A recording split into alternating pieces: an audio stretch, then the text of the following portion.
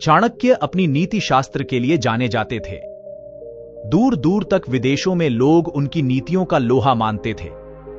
यही सुनकर एक बार एक चीनी दार्शनिक चाणक्य से मिलने भारत आया। जब वह चाणक्य के घर उनसे मिलने पहुंचा तो उसने देखा कि चाणक्य एक ग्रंथ लिखने में व्यस्त थे। उन दिनों बिजली या बल्ब नहीं हुआ करते थे। चाणक्य ने तेल भरी डिबिया जला रखी थी और उसी की धीमी रोशनी में वो लिखने में व्यस्त थे।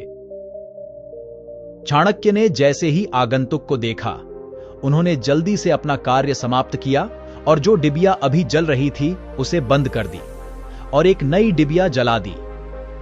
दार्शनिक ने सोचा कि यह भारतीय लोगों का आगंतुक का सम्मान करने का कोई रिवाज होता होगा। उसने जिज्ञासावश चाणक्य से पूछा कि आपने जलती डिबिया को बंद क्यों किया और फिर से नई डिबिया जलाने के पीछे क्या कारण है? क्या यह आपके धर्म में कोई रिवाज है? चाणक्य ने हंसते हुए जवाब दिया, नहीं श्रीमान, यह कोई रिवाज या धर्म का हिस्सा नहीं था। चाणक्य ने कहा कि मैं एक ग्रंथ का सृजन कर रहा था और उस डिबिया के तेल का जो पैसा है वो मुझे राजकोष से मिला है। लेकिन जब मैंने लिखने का कार्य समाप्त किया तो उस डिबिया का जलना मेरे देश की संपत्ति का नाश है, जो मैं कभी नहीं सह सकता। और इस दूसरी डिबिया में जो तेल है वो मेरी खुद की कमाई से खरीदा हुआ है। मैं अपने स्वयं के कार्य के लिए देश की संपत्ति का हनन नहीं कर सकता।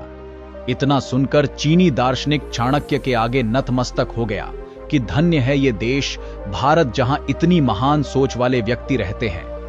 इसीलिए भारत को जगत गुरु कहने में कोई दो राय नहीं है।